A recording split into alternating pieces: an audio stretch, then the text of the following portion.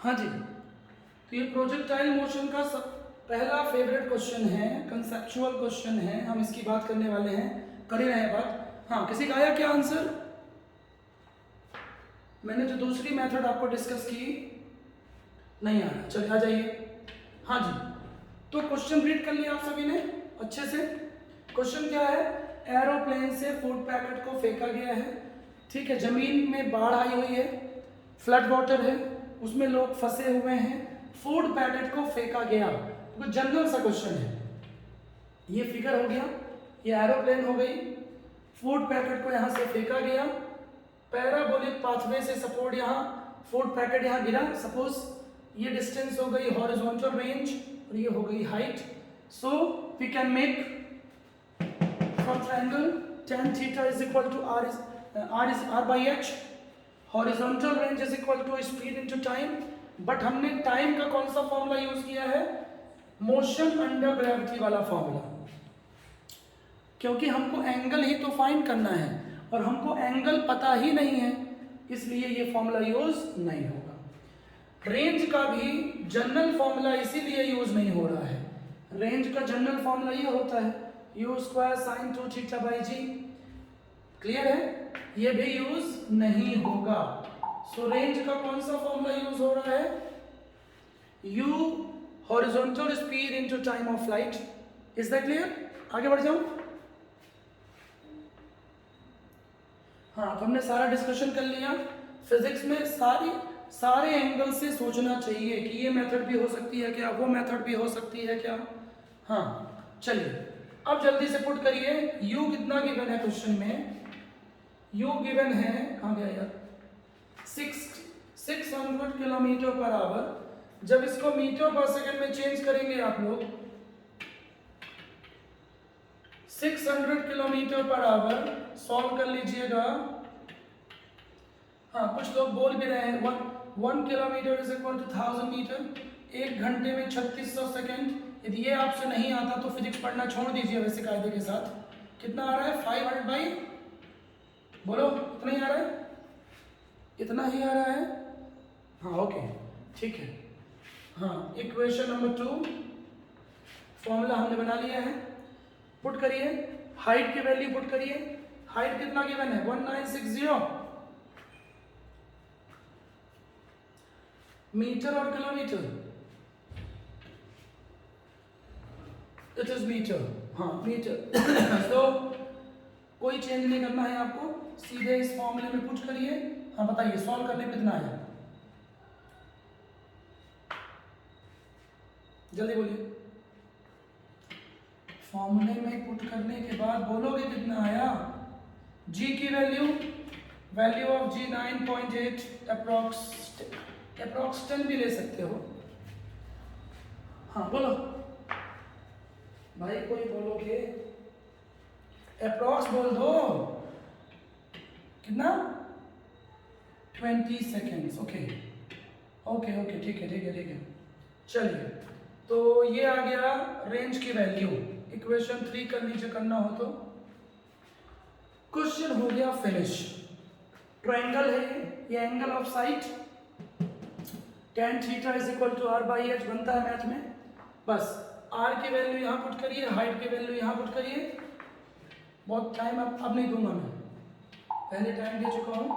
अब आप कर लीजिएगा r बाई h 20, हाइट की वैल्यू इतना, सॉल्व करने में कितना आ रहा है? कितना आ रहा है?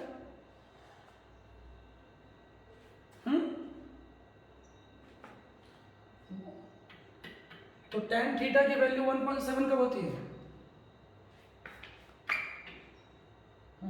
ठीक है, tan थीटा की वैल्यू 1.7, मतलब इसको √3 बोल सकते हो अप्रॉक्स। ठीक है, तो ये आ गया आपका आंसर। क्लियर है? समझ में आ गया? tan theta is equal to √3, so theta is equal to 60 degree. So angle of projection should be 60 degree. Clear है? दूसरे क्वेश्चन में आ जाइए फटाफट। दूसरा क्वेश्चन जल्दी से देख लीजिए।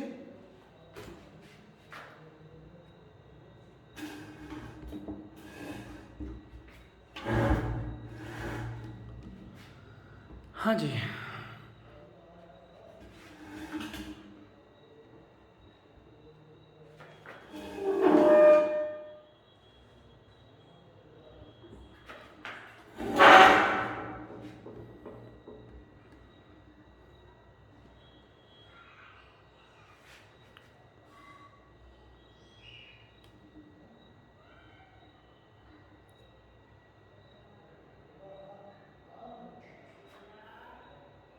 हाँ भाई। तो दूसरा क्वेश्चन दिखाई पड़ रहा है सभी को? हाँ, इसका सॉल्व बोल दीजिए फटाफट, आंसर बोलिए जो लोग कर लिए हैं, ऑनलाइन है जो लोग।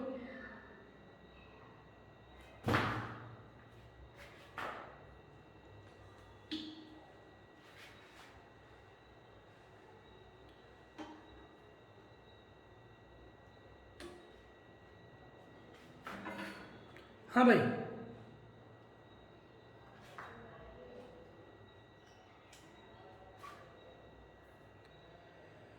फटाक से बोलिए, किसी का आया क्या आंसर?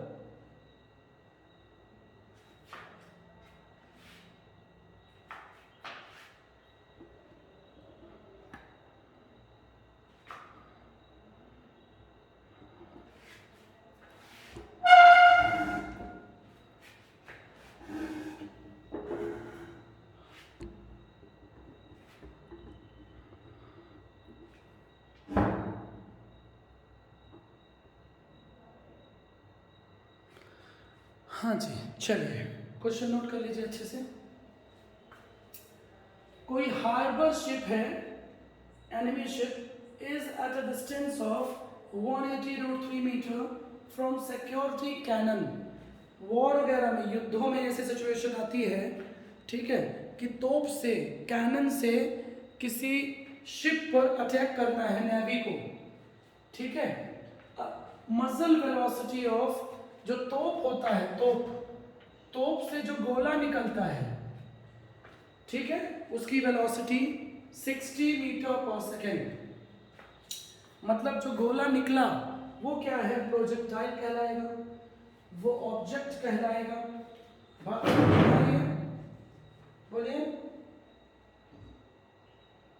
हाँ जी, तो अब आगे बढ़ते हैं।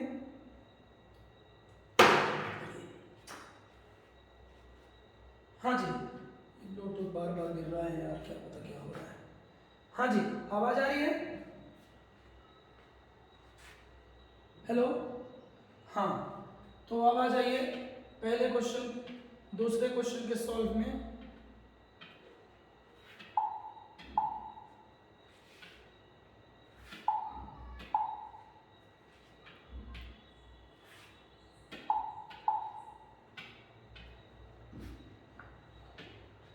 हाँ, at to what angle must the cannon be elevated to hit the ship? तो देखिए, इस क्वेश्चन में ज्यादा आपको प्रॉब्लम नहीं होनी चाहिए, जो पहला पार्ट है, क्योंकि बहुत सिंपल सा डायग्राम बनेगा। यहां से फायर किया गया, ठीक है, ये और फिर से वही क्या हुआ, ये parabolic path, this is horizontal range, clear है। दिस इज यू एक्स, जिसकी वेलोसिटी होती है यू cos थीटा, ये क्या है, यू साइन थीटा। करते जाओ जल्दी से, नोट करते जाइए, ठीक है। This is parabolic path, u velocity से फेंका गया, range is equal to, we know that, sine 2 theta by g. Question की लैंग्वेज ठीक से पढ़ लीजिए। वो जो डिस्टेंस दी हुई है वो आर की वैल्यू है, आर की वैल्यू कितने गिवन है, 180√3, ठीक है। जी की वैल्यू आपको हमेशा पता होती है, जी की वैल्यू 9.8 या अप्रॉक्स 10, ठीक है, क्लियर है। जल्दी से यू कितना गिवन है, यू बोलो 60, मीटर पर सेकेंड। तो यहाँ से जल्दी से सॉल्व करिए और बताइए मुझे साइन 2 थीटा की वैल्यू कितनी आएगी, जल्दी बोलो ऑनलाइन स्टूडेंट्स।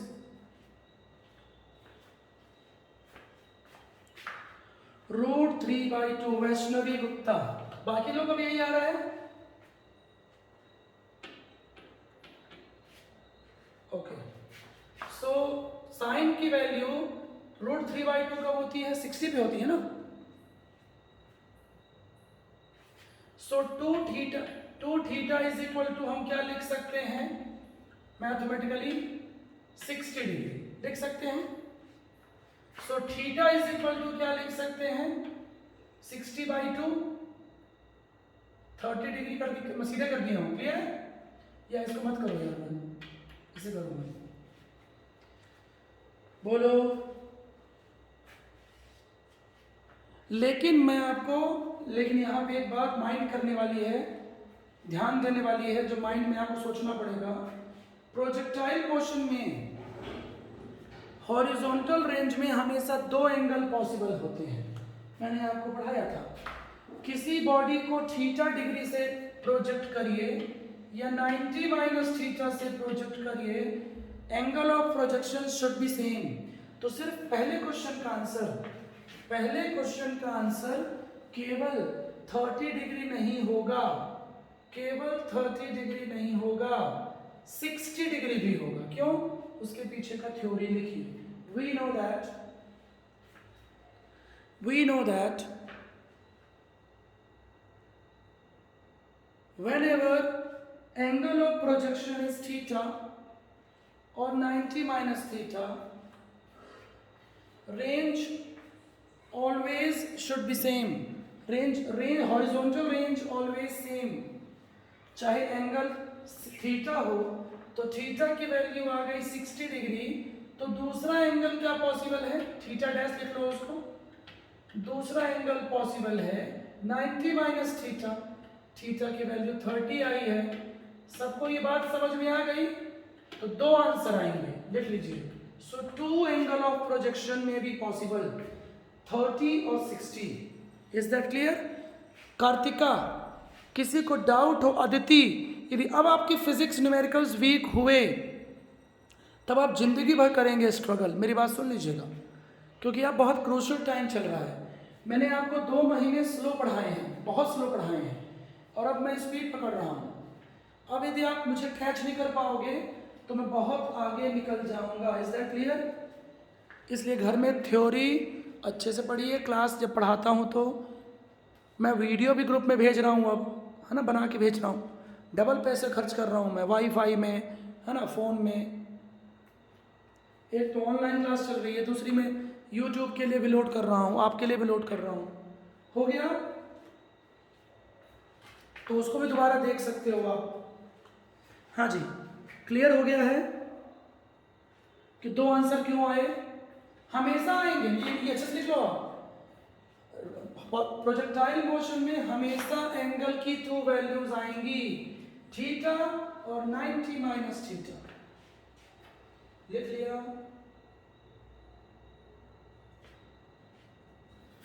अब खत्म क्वेश्चन है, खत्म। तो दूसरे क्वेश्चन में क्या पूछा है? टाइम पूछा है ना, है? दूसरे में क्या पूछा है? टाइम। तो टाइम के भी 2 आंसर आएंगे, 2u sin theta by g. u कितना है बोलो यार? 60 है। sin 30 अपॉन, जल्दी बोलो करो कितना आ रहा है, जल्दी बोलो, फटाक से बोलो। 1/2 1/2 30 30 30 30 कितना आ रहा है? इसको 10 ले लो, 10 6 जा 6 2 जा 12, 1/6 आएगा, 6 सेकेंड। तो 2 आंसर आएंगे, लेकिन 2 आंसर क्यों आएंगे? क्योंकि 2 एंगल आए हैं, थीटा डैश। अरे सुन रहे हो यार? साइन 60 10 कितना आ रहा है? 10.4। ठीक है, अब सोचो कितना अच्छा क्वेश्चन है। कि दो आंसर आ रहे हैं टाइम के भी। कंडीशन को इमेजिन करो, तब समझ में आएगा क्वेश्चन का इंपॉर्टेंस। हाँ, इस क्वेश्चन में जो सबसे अच्छा क्वेश्चन है वो एक्चुअली क्वेश्चन नंबर 3 है, इस क्वेश्चन का थर्ड पार्ट। हाँ, ये मैं जानना चाहूंगा बाकी लोगों का, अपना अपना आंसर बोलते जाइए। नवीन मिश्रा, नवीन मिश्रा, बोलिए। रशिका, आयुषी, बोलते जाओ भैया, बोलते जाओ।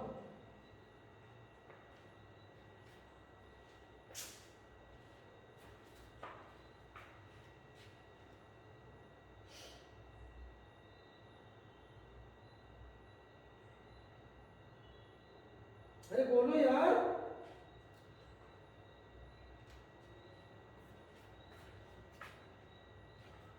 How far should the ship be moved away from the initial position so that it becomes beyond मतलब आगे, beyond the range of cannon? Question को ठीक से पढ़ो, आपको हॉरिजॉन्टल रेंज निकालनी है शायद। हाँ बोलो answer.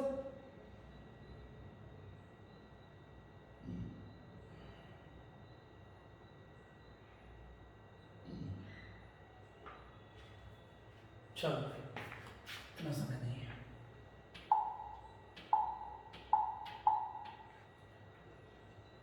Maximum range you square, sorry maximum नहीं लेंगे यार। मैक्सिमम तो कब होती है? 45 डिग्री, पता है ना? अरे मूर्खों, पढ़ा चुका हूं थ्योरी। 45 डिग्री पे रेंज होती है मैक्सिमम। क्वेश्चन में कहीं बोला है क्या मैक्सिमम रेंज? पढ़ो क्वेश्चन एक बार और।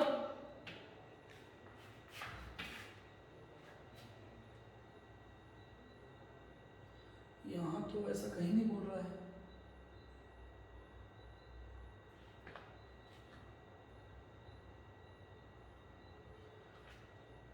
How far should the ship be moved away from its initial position so that it becomes beyond the range of cannon? मतलब कैनन के आगे निकल जाए ना, इसका मतलब यही हुआ ना। इसका मतलब मैक्सिमम रेंज ही, हाँ भाई वो इनडायरेक्टली मैक्सिमम रेंज ही बोल रहा है। इंग्लिश को ठीक से पढ़ो, ठीक है? ये तो नॉर्मल फॉर्मूला हुआ। So you square by maximum range बोल रहा है ना, बियॉन्ड बोल रहा है। तो u की वैल्यू कितनी थी? 60, g की वैल्यू 10, कितना आएगा बता दी? 3600 अपॉन 10, 360 आएगा मीटर। Okay, equation 1। क्वेश्चन 3 की बात हो रही है, ठीक है? ये आंसर नहीं होगा, लेकिन पता है क्यों?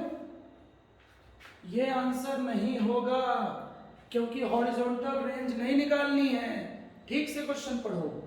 How far the ship be moved from the initial position, समझे? मतलब शिप कितनी आगे बढ़ जाएगी। तोप से गोले को छोड़ा गया, जैसे गोला आ रहा है, गोला आ रहा है और शिप आगे बढ़ गई है, तो शिप तो कुछ ना कुछ आगे बढ़ गई, बोलो। और क्वेश्चन में एक्चुअल रेंज क्या दी हुई है? क्वेश्चन पढ़ो फिर से। कहां गया ये?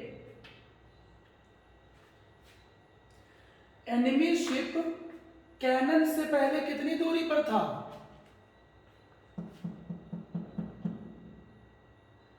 180√3। और हमने जो मैक्सिमम रेंज निकाली गोले की, गोला कहां जाके गिरा? गोला जाके गिरा कहां?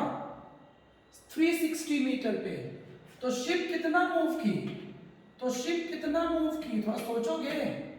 ये पूरी डिस्टेंस है 360 और ये कितनी है? 180√3। तो बची हुई डिस्टेंस जो आएगी उतना शिप मूव करेगी। समझ में आया कि नहीं आया?